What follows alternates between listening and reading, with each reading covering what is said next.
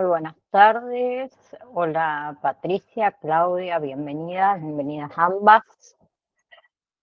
Bien, vamos a compartir la pantalla nuevamente. Ahí voy. Ahí está. Clase pasada habíamos comenzado a hablar de lo que es el trastorno por déficit de atención e hiperactividad, si yo no me confundo. ¿Sí? Hoy vamos a ampliar un poquito más, obviamente, el tema y vamos a hablar de el papel del acompañante terapéutico, más que nada. ¿Sí? A ver, ustedes como acompañantes terapéuticos en lo que es el acompañamiento de un niño, en este caso con trastorno por déficit de atención e hiperactividad, ¿sí? Todo lo que sería su estrategia de, de implementación se va a ir desarrollando a medida que avancen en lo que es el tratamiento y con el equipo médico multidisciplinario en realidad, ¿sí?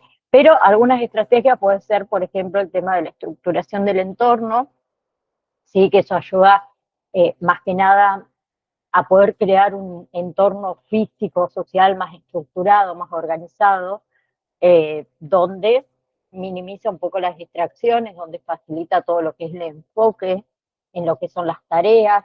Entonces podemos incluir lo que son rutinas diarias, mantener espacios de estudio ordenados, ¿no? Libre, digamos, de distracciones o proporcionar el tema de los recordatorios visuales, auditivos, perdón, también, para ayudar a mantener la tarea en sí, ¿no?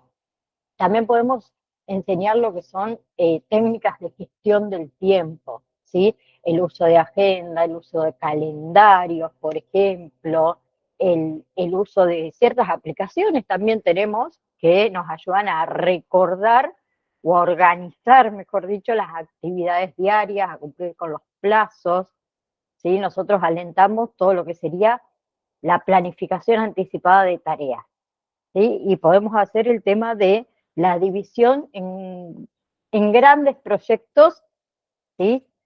Eh, hacerlo en tareas más pequeñitas, más manejables. Bien, también podemos introducir todo lo que son las técnicas de atención plena, ¿sí? Que eso ayuda a mejorar todo lo que sería la capacidad, perdón, de atención, de concentración. Entonces ahí teníamos los ejercicios de respiración, la meditación guiada, ¿sí? O por ahí a lo mejor uno necesita un simple momento de decir pauso para poder volver a concentrarse en el momento presente. Podemos ofrecer también lo que sería apoyo y orientación en la organización de tareas, en la organización de actividades, ayudar al niño, por ejemplo, a priorizar las tareas según su importancia, según su urgencia, ¿sí?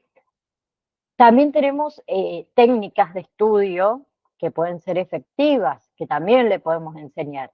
El subrayado, la elaboración de resumen, el uso de mnemotecnia, la práctica de autoevaluación, ¿sí?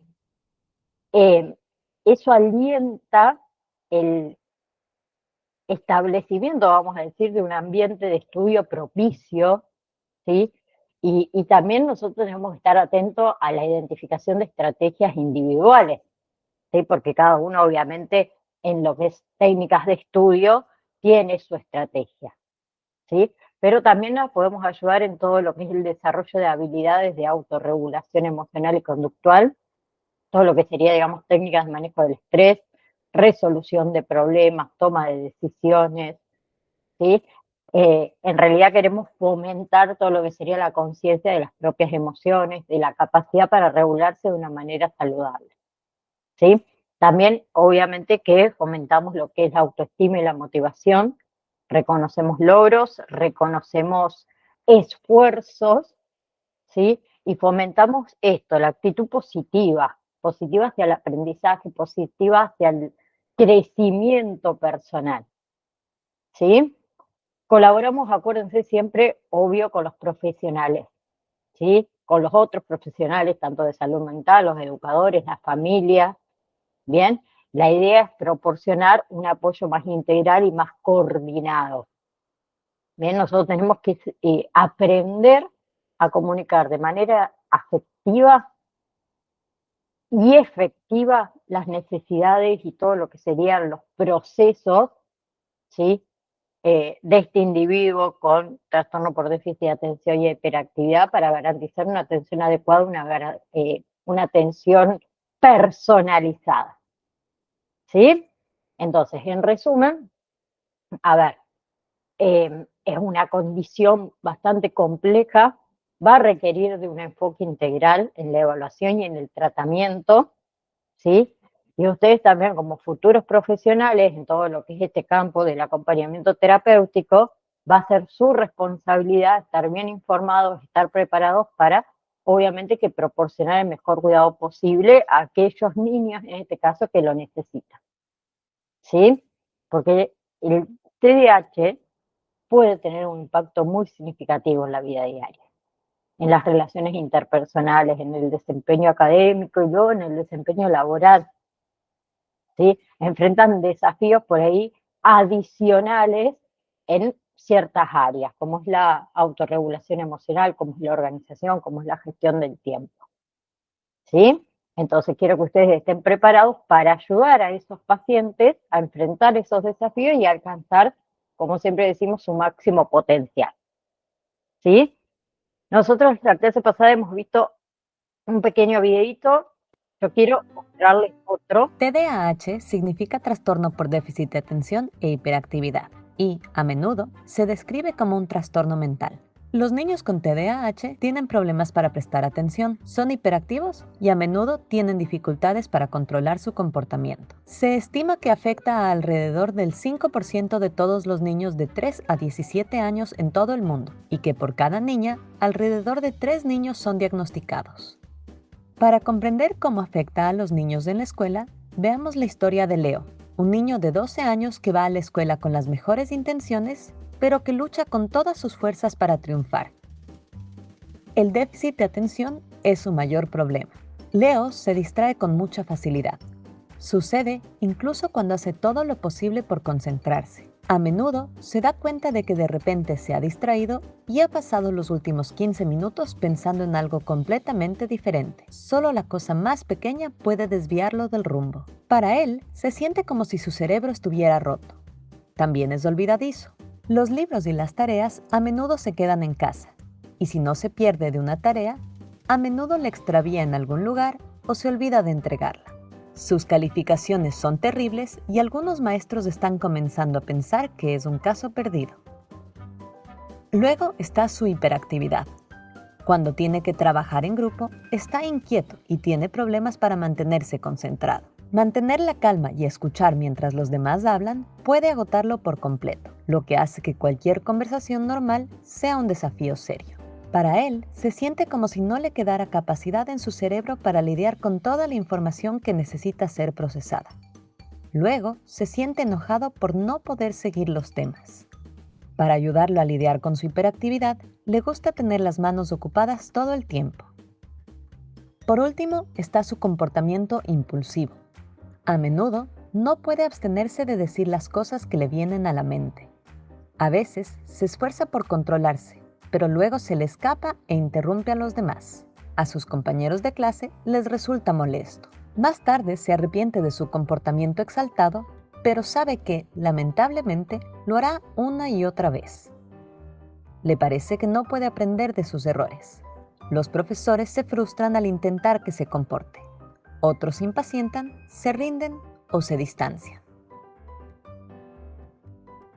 Después de que se le diagnostica y recibe apoyo a través de pasos concretos, las cosas comienzan a mejorar. En la escuela, está sentado en el frente de la clase, al lado de un estudiante que lo apoya.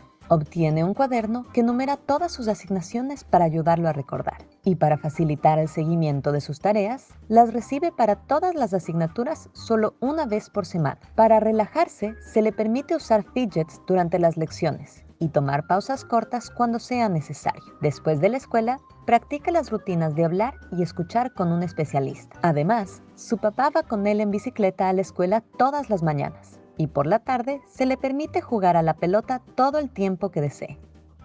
Para los casos graves de TDAH, a menudo se recetan medicamentos. Antes de que eso suceda, los niños como Leo deben someterse a un diagnóstico profesional apropiado para su edad por parte de un psicólogo infantil que tratará de mirar debajo de la superficie. El TDAH podría ser solo la punta del iceberg. La causa principal puede ser problemas en el hogar, el acoso escolar, la falta de sueño o una dieta incorrecta. Sir Ken Robinson contó la historia de Gillian Lynn, una niña de 8 años de la que se dijo que padecía un trastorno del aprendizaje. No podía concentrarse y nunca se quedaba quieta. Cuando la llevaron al especialista, que no se suscribió a ninguna terapia, sino que puso música en la radio, la niña comenzó a bailar. Luego, él le dijo a su madre: Gillian no está enferma, ella es bailarina. Llévela a una escuela de danza. Gillian Lynn más tarde se convirtió en una bailarina famosa y luego responsable de algunos de los musicales más exitosos de la historia de Broadway. Comparte tus pensamientos en los comentarios a continuación. Bien, ahora tenemos lo que es, a ver, ahí está, trastorno negativista desafiante. ¿Sí? ¿Qué es el trastorno negativista desafiante? En realidad es un trastorno del comportamiento, ¿no? Está caracterizado más que nada por todo lo que son patrones persistentes de comportamientos, como dice la palabra, desafiantes, hostiles, desobedientes, pero en este caso hacia la figura de autoridad. ¿Sí? Puede ser los padres, puede ser los maestros o cualquier otra figura de autoridad, ¿no? ¿Sí? Entonces, los niños con trastorno negativista desafiante tienden a ser por ahí irritables, fácilmente frustrados, ¿sí? Muchas veces también se resisten activamente a seguir las reglas, ¿sí? Las solicitudes, digamos, de los adultos, ¿sí? Todos sabemos que incluso, a ver, los niños que mejor se comportan pueden ser difíciles, pueden ser desafiantes en algunas ocasiones, ¿sí? Pero el trastorno negativista desafiante o el trastorno oposicionista desafiante abarca todo lo que es un patrón más frecuente, más constante de ira, de irritabilidad, de discusiones, de desobediencia hacia el padre, la madre o cualquier otra figura de autoridad, ¿sí? También implica ser rencorosos, por ejemplo, y vengativos, ¿sí? Es un comportamiento que se conoce como resentimiento en realidad. Entonces, esos problemas emocionales o de conducta causan problemas graves, graves en la vida familiar, en la actividad social, en la escuela, en el trabajo, ¿bien? Algo que no hay que hacer, no hay que intentar controlar al niño con trastorno negativista desafiante, ¿sí? Hay que recibir ayuda, ¿bien? De los profesionales de la salud mental o de los especialistas en el desarrollo infantil, ¿sí? Ahora, los síntomas, que algo yo les nombré, incluimos la frecuente pérdida del temperamento, ¿no? La discusión con los adultos, la desobediencia, la negativa a cumplir reglas, a cumplir solicitudes, la provocación por ahí deliberada de otros, la culpabilización también de otros por sus errores, ¿no? ¿Sí? Y esos comportamientos suelen ser más graves y más persistentes que los que nosotros podemos observar en un niño, en un adolescente típico, a lo mejor de la misma edad, ¿sí? A veces se vuelve bastante difícil reconocer la diferencia entre un niño de carácter fuerte o emocional y un niño con trastorno negativista desafiante, ¿sí? Porque es común que los niños tengan comportamientos oposicionistas en determinadas etapas de su desarrollo, ¿sí? Pero los síntomas generalmente de este trastorno comienzan durante los años preescolares, ¿sí? Por ahí se puede manifestar un poco más tarde, pero casi siempre antes de los primeros años de la adolescencia. ¿Bien? Entonces, los comportamientos oposicionistas y desafiantes, como les dije antes, son frecuentes, son continuos, ¿sí? Tenemos los síntomas conductuales y emocionales, ¿sí? suelen durar como mínimo unos 6 meses, incluso un estado de ánimo de enojo, de irritabilidad y el comportamiento combativo, desafiante, hiriente, vengativo. ¿Sí? Entonces, en lo que es estado de ánimo, de enojo e irritabilidad, el niño pierde la paciencia muy fácilmente, con mucha frecuencia, suelen ser muy sensibles, se irritan fácilmente con los demás, se enojan o sienten resentimiento con frecuencia, y en lo que son los comportamientos combativos y desafiantes, muchas veces discuten con los adultos o con las personas de autoridad, suelen desafiar a otros de forma activa, se niegan a cumplir las peticiones o las reglas de los adultos, ¿sí? Muchas veces hace enojar o molestar intencionalmente a los demás, ¿sí? Con mucha frecuencia tenemos todo lo que es la culpa que a otras personas por sus errores o por su mala conducta, ¿sí? Y comportamientos hirientes y vengativos. ¿Qué pasa? Cuando el niño está alterado, dice cosas crueles e hirientes, ¿sí? Entonces intenta herir los sentimientos de los demás y busca venganza, que también se conoce como actitud vengativa, ¿sí? Entonces, si ha demostrado un comportamiento vengativo como mínimo 2 veces en los últimos 6 meses, también es un síntoma, ¿no? Ahora, el trastorno negativista desafiante puede ser leve, moderado o grave, ¿sí? Lo que sería leve, los síntomas en realidad se presentan en un solo entorno, por ejemplo, en la casa o en la escuela o con los compañeros, ¿sí? Moderado, esos síntomas se dan al menos en 2 entornos, por ejemplo, en la casa y en la escuela. Y grave ya cuando algunos síntomas se presentan en más o en 3 entornos, ¿sí?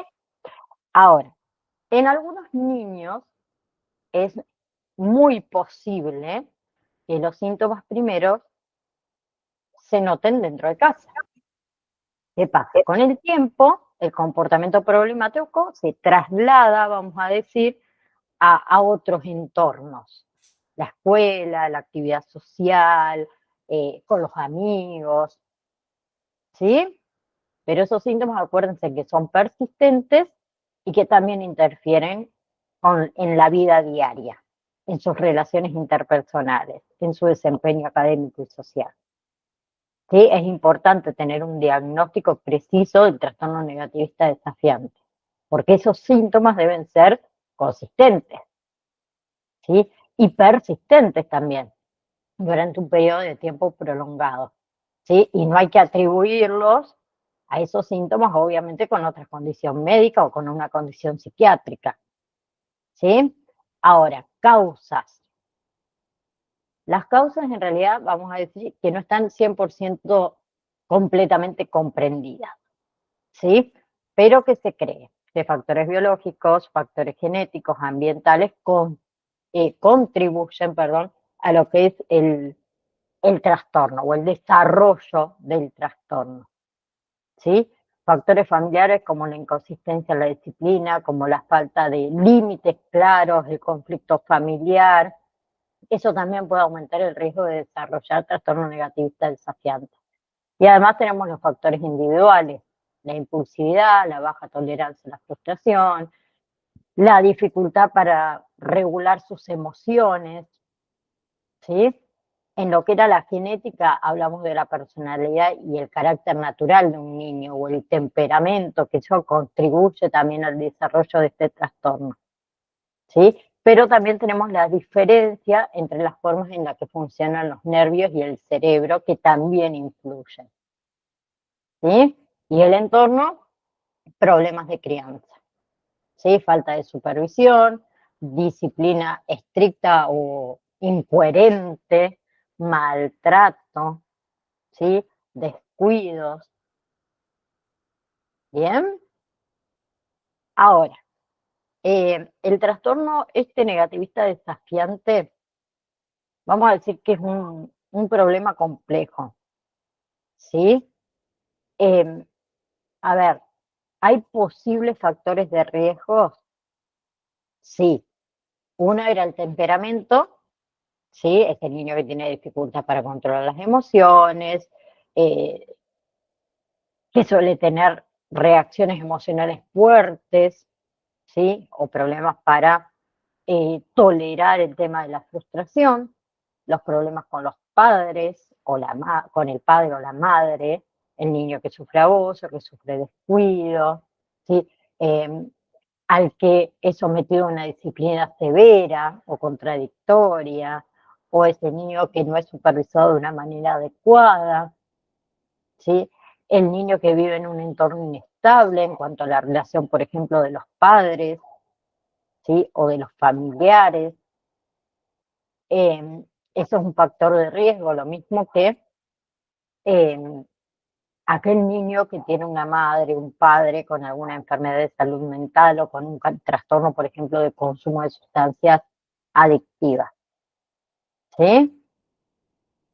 Ahora, complicaciones, eh, podríamos decir que una de las complicaciones es que puede tener problemas en casa con sus padres, con sus hermanos, en la escuela con los maestros, en el trabajo con, por ejemplo, a ver, sus supervisores o cualquier otra figura de autoridad. ¿Sí?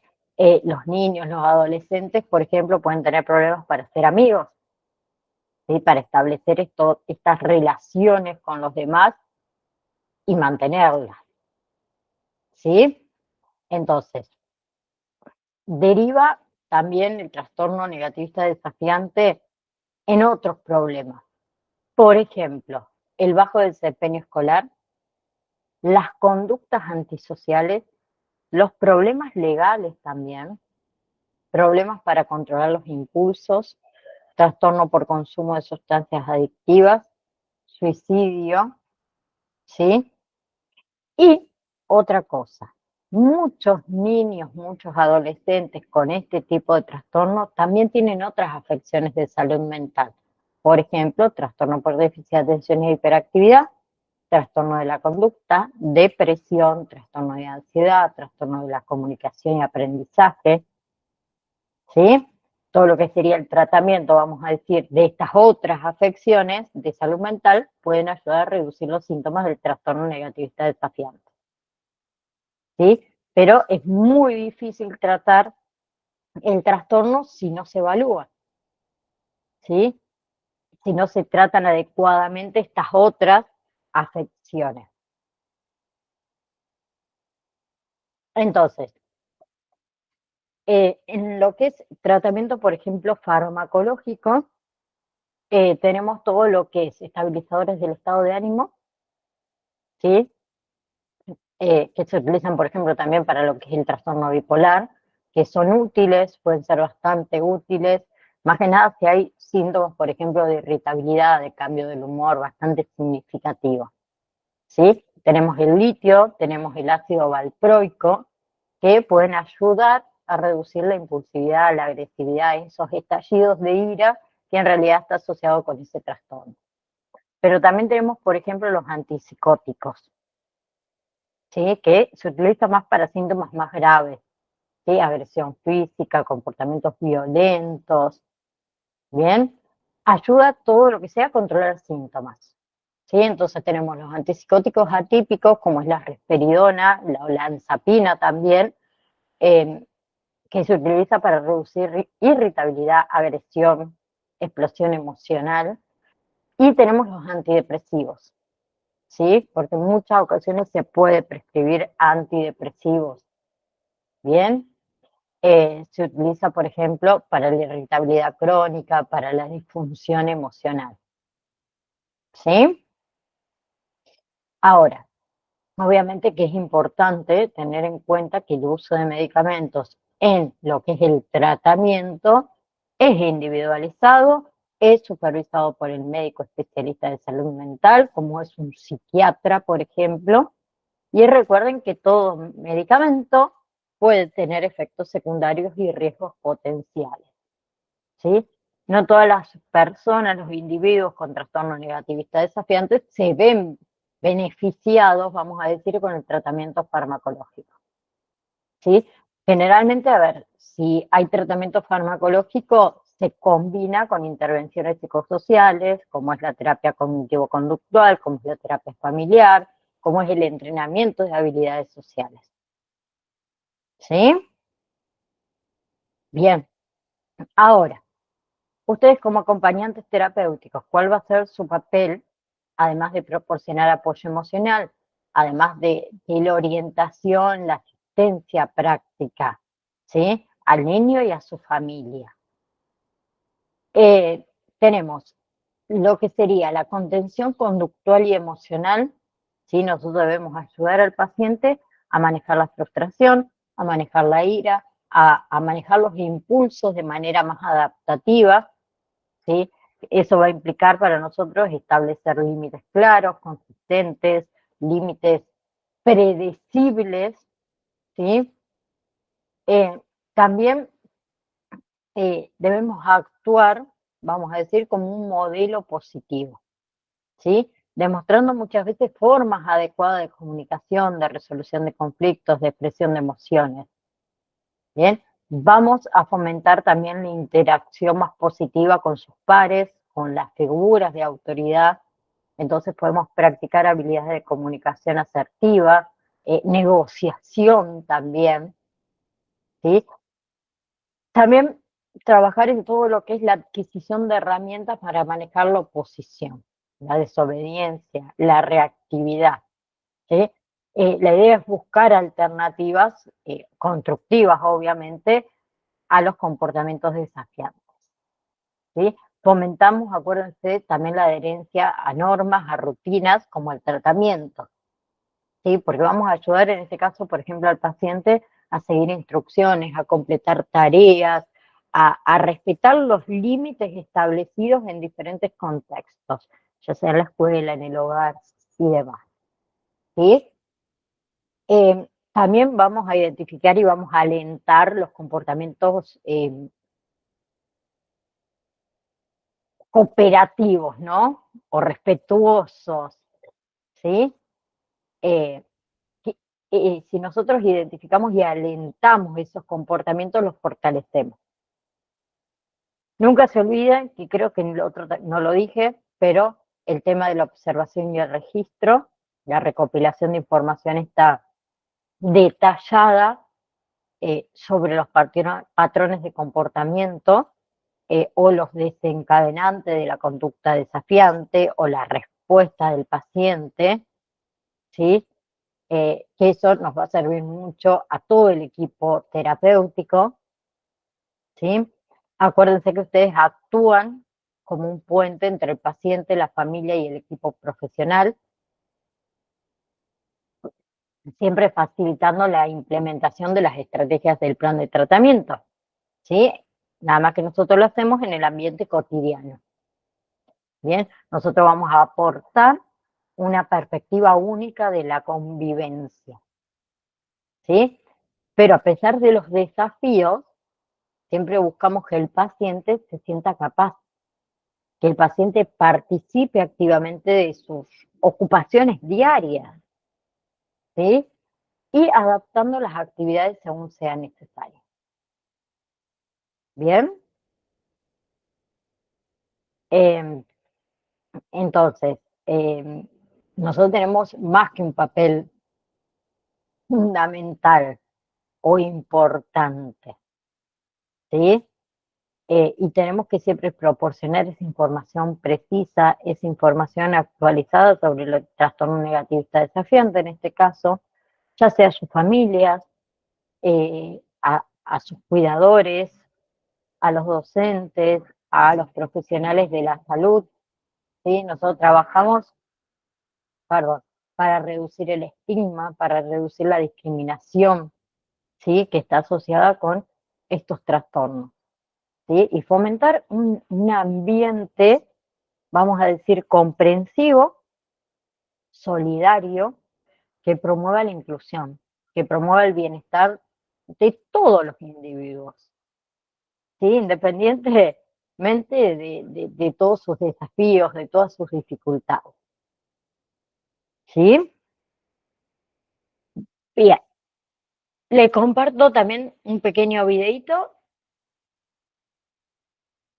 El trastorno negativista desafiante es un trastorno del comportamiento que se encuentra en el Manual Diagnóstico y Estadístico de los Trastornos Mentales DSM-5.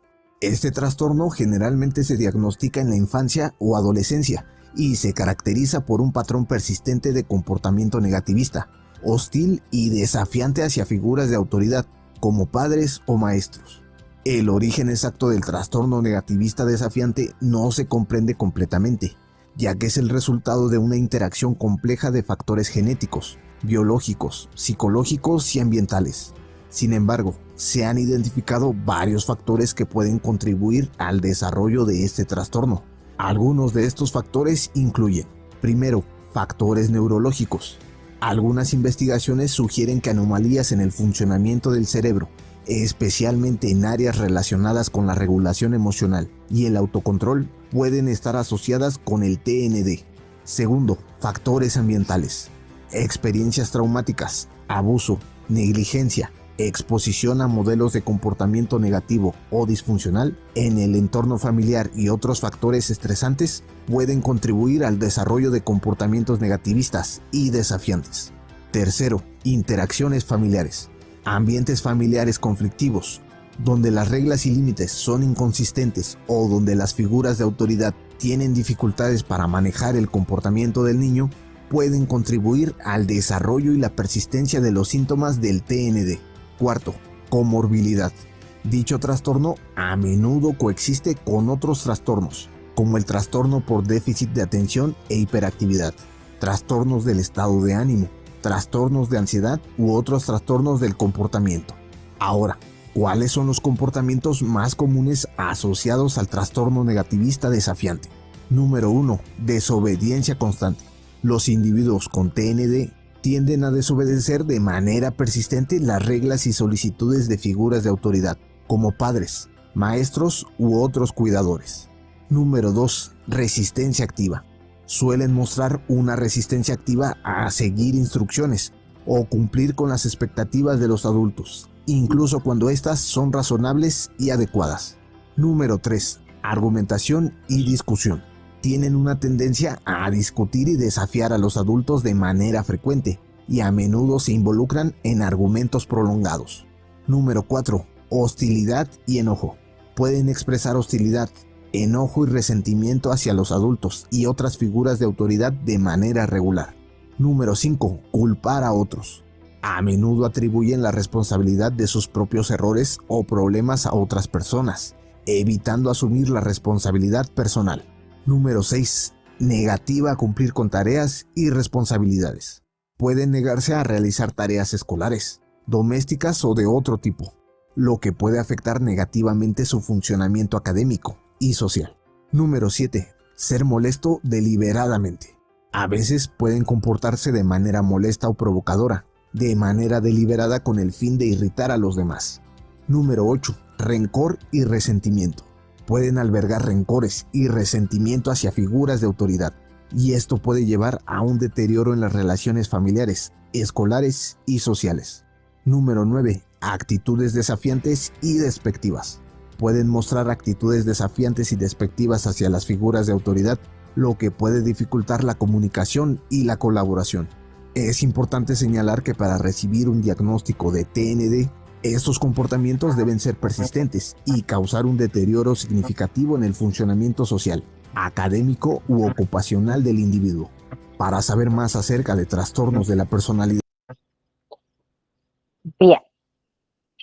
Otro trastorno que vamos a charlar es el trastorno disocial, ¿sí?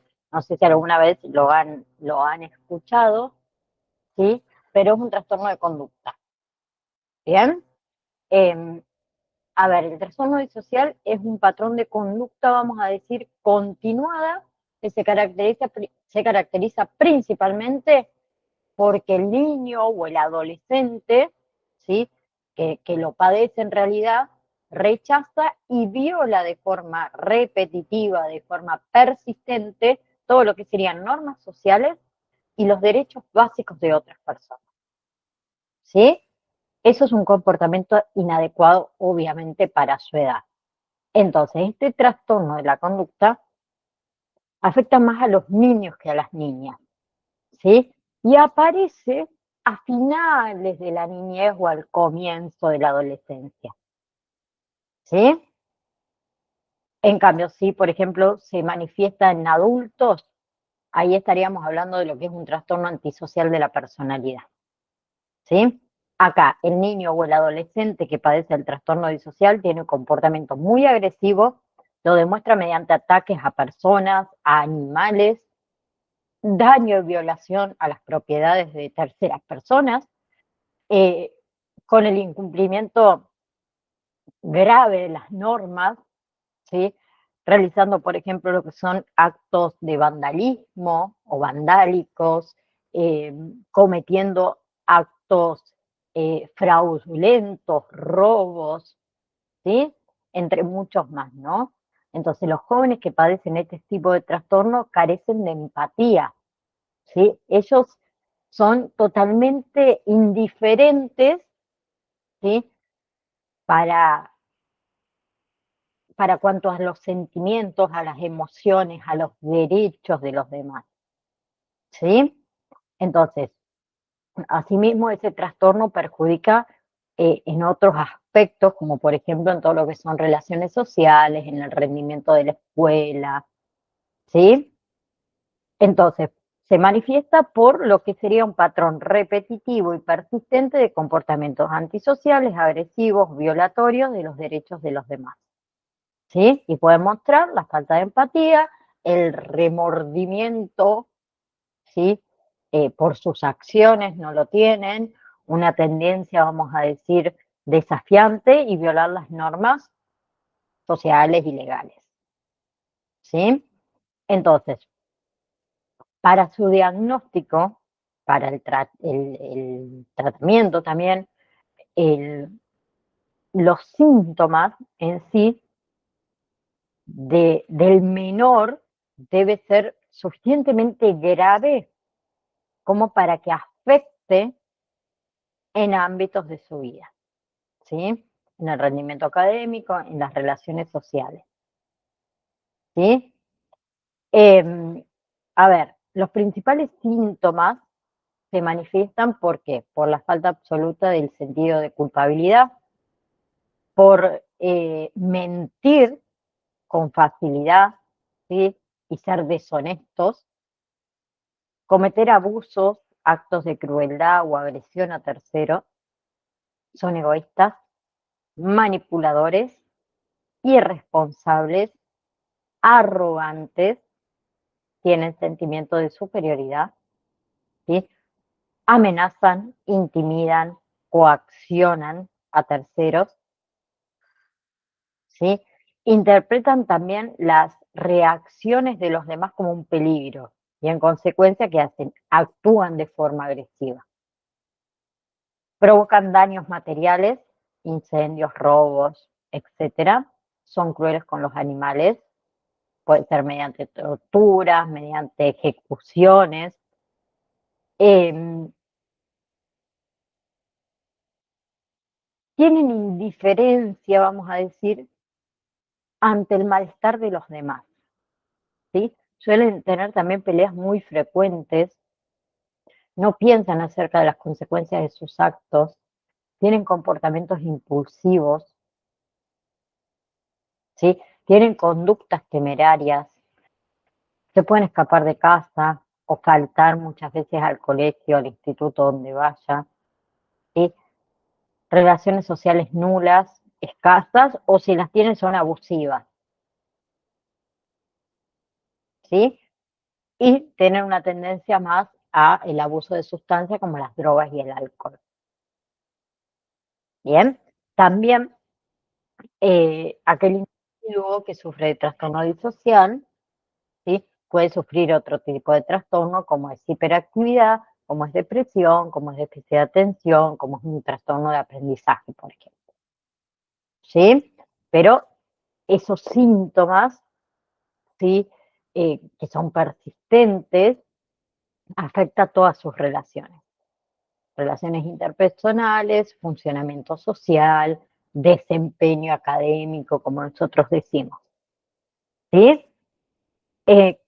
Causas, ¿sí? Vamos a nombrar lo que es factor social y psicológico, todo lo que sería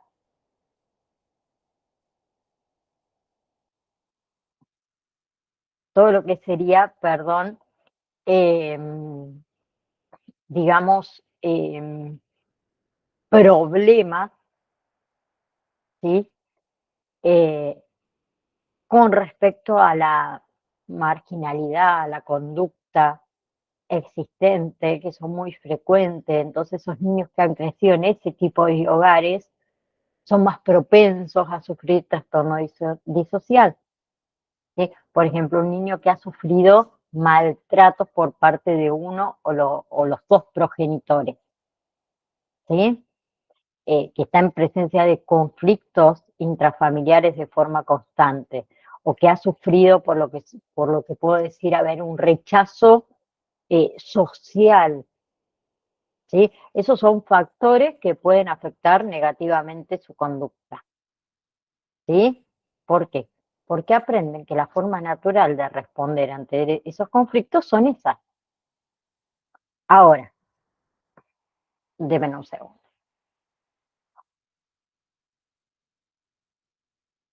Ahora, otro, digamos, de los motivos, ¿sí?, que puede dar lugar al trastorno disocial está relacionado con el tipo de educación que reciben estos individuos desde pequeños, ¿sí? Si el niño o el adolescente ha sido educado de una forma autoritaria, con castigos muy severos, vamos a decir, ¿sí? Cuando, por ejemplo, se ha portado mal, ¿sí? O lo contrario, tus padres han sido permisivos de una forma muy excesiva, y han pasado por alto ciertos comportamientos inadecuados o rebeldes, vamos a llamarlo eh, así, también favorece a la aparición de este tipo de trastorno de conducta, ¿no? ¿Sí? Eh,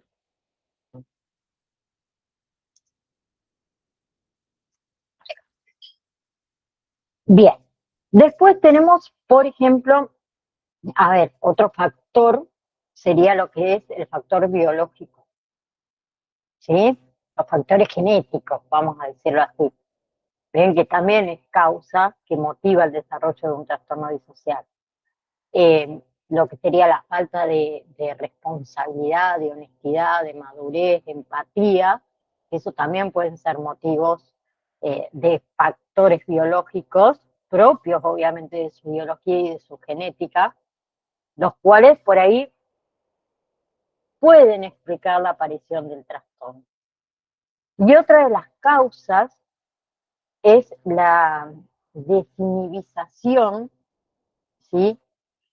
Que tiene una relación en realidad con lo que es el desarrollo del lóbulo frontal, que es uno de los 4 lóbulos que componen la corteza cerebral, que es el responsable de todo lo que son los procesos cognitivos. ¿Qué quiero decir? Se encarga de planificar, de elegir, de tomar las decisiones conscientes y voluntarias que están relacionadas con la conducta y obviamente con sus consecuencias, ¿no? ¿Sí? Eh,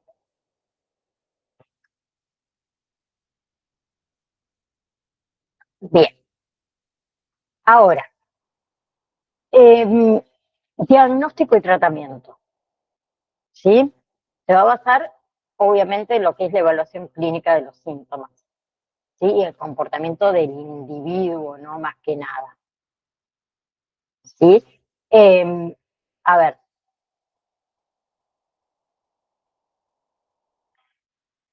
vamos a decir que se recopila información de múltiples fuentes, ¿sí? Los padres, los maestros, los profesionales, ¿o no? ¿sí? Se va a recopilar toda esa información para poder realizar una evaluación basada, ¿sí? Además también en sus síntomas y en su comportamiento.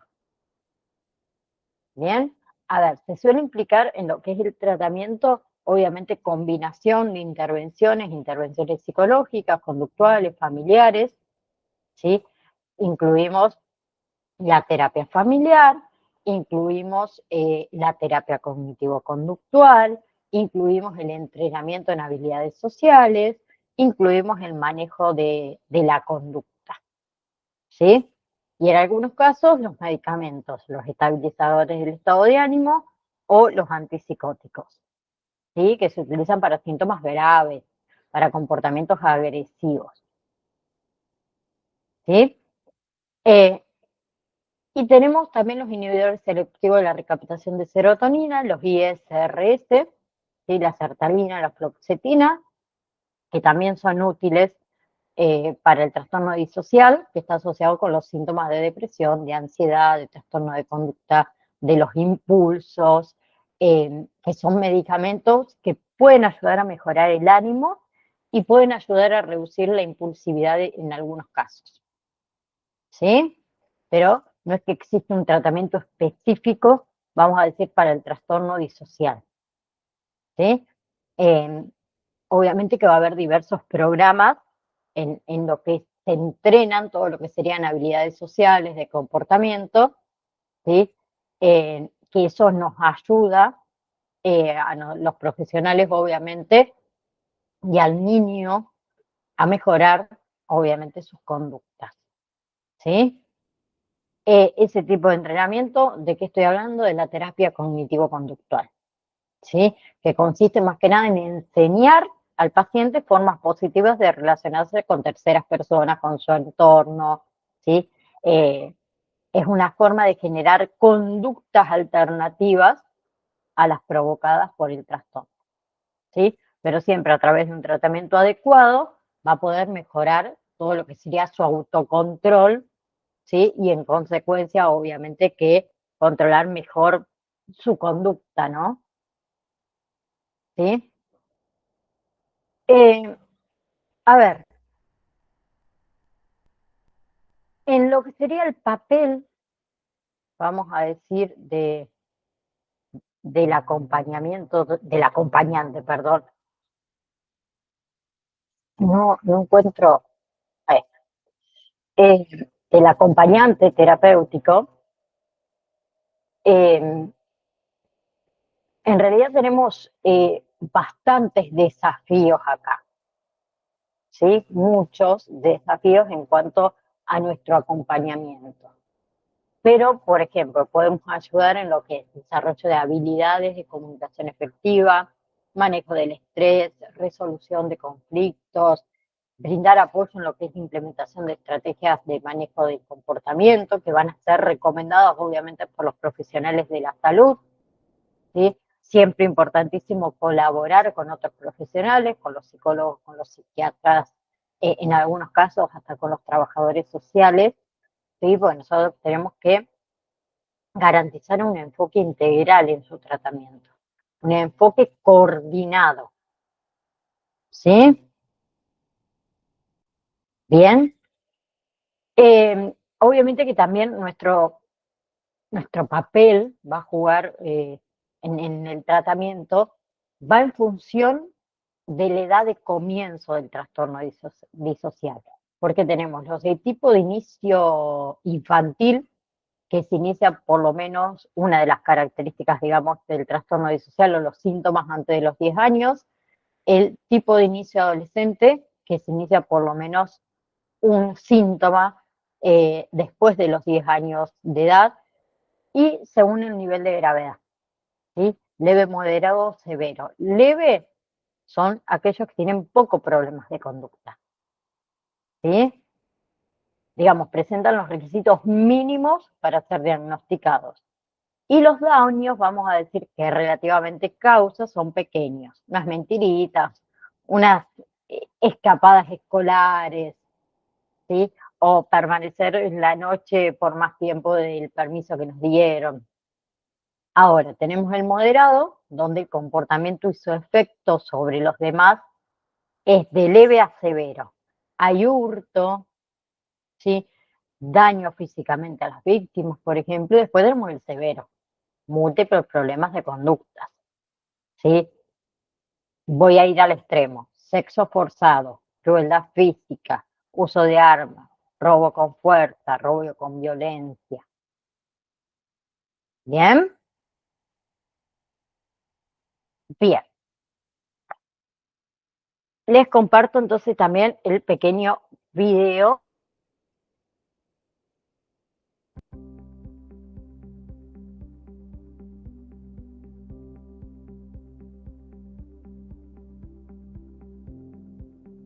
Hola, en este vídeo vamos a hablaros sobre el trastorno antisocial de la personalidad, qué es y cuáles son sus principales síntomas.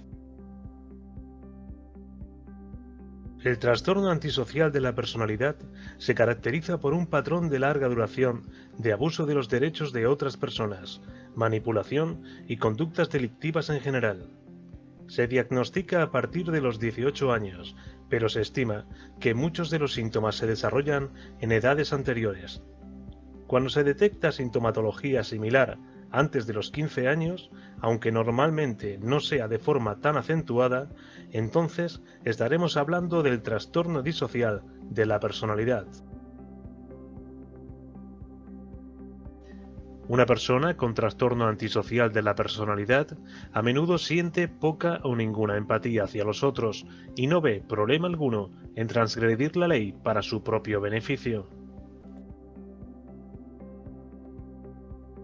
Son individuos que tienden a mostrarse insensibles, cínicos y despectivos hacia los sentimientos, derechos y sufrimiento de los demás. Pueden tener una autovaloración inflada y arrogante. Por ejemplo, sienten que el trabajo es algo que no se encuentra a su altura. Carecen de una preocupación realista acerca de sus problemas actuales o sobre su futuro, y suelen ser excesivamente obstinados, seguros de sí mismos e incluso engreídos. Son superficiales, volubles y al hablar utilizan habitualmente la jerga verbal para impresionar a quien no está familiarizado con sus hábitos. El trastorno antisocial de la personalidad es un 70% más frecuente en hombres que en mujeres, y la tasa de prevalencia se encuentra entre un 0,2 y un 3,3% de la población general. Por suerte, al igual que la mayoría de los trastornos de la personalidad, el trastorno antisocial a menudo disminuye de intensidad con la edad. La gran mayoría de personas con trastorno antisocial de la personalidad no buscan tratamiento. Este es un rasgo muy común en las personas con trastornos de la personalidad, que por lo general no buscan ayuda hasta que la enfermedad comienza a interferir de manera significativa su vida y la de sus allegados. Esto suele ocurrir cuando sus recursos de afrontamiento ya no pueden hacer frente a los distintos eventos conflictivos de la vida. En cuanto a las causas del trastorno, los investigadores de hoy no saben qué causa el trastorno de personalidad antisocial. Hay muchas teorías sobre las posibles causas.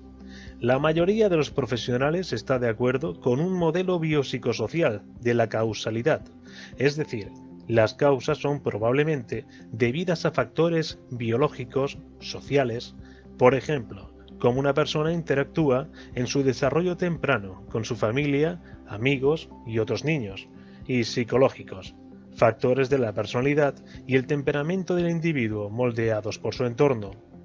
Esto sugiere que un solo factor no es responsable, más bien es la naturaleza compleja y probablemente entrelazada de los tres factores los que desencadenan este trastorno. Como ya hemos dicho, las personas con trastorno de personalidad antisocial no admiten que tengan un problema, y mucho menos que necesiten ayuda ni tratamiento. Por este motivo, es imprescindible que exista un estímulo externo lo suficientemente fuerte o importante que les ayude a aceptar dicha condición. Esto puede venir de la propia familia o incluso de la justicia, que le ordene tomar tratamiento. No es extraño que este trastorno se agrave debido al consumo de drogas, algo relativamente habitual en estos individuos. Por este motivo, en muchas ocasiones la terapia debe abordar ambos problemas. La terapia grupal puede ser clave para hacer entender a la persona que puede interactuar con los demás sin necesidad de violencia o desprecio.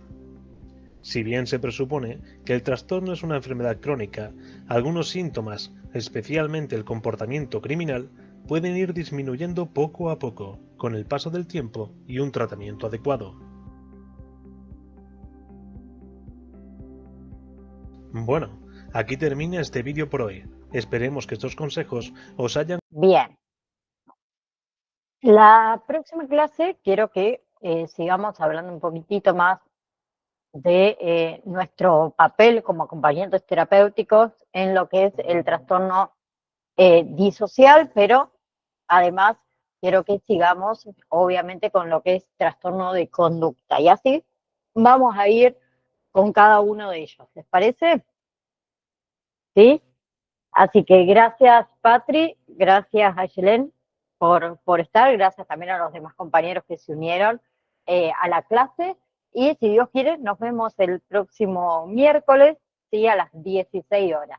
Que tengan un hermoso resto de semana y nos vemos la próxima clase. Chao, chao.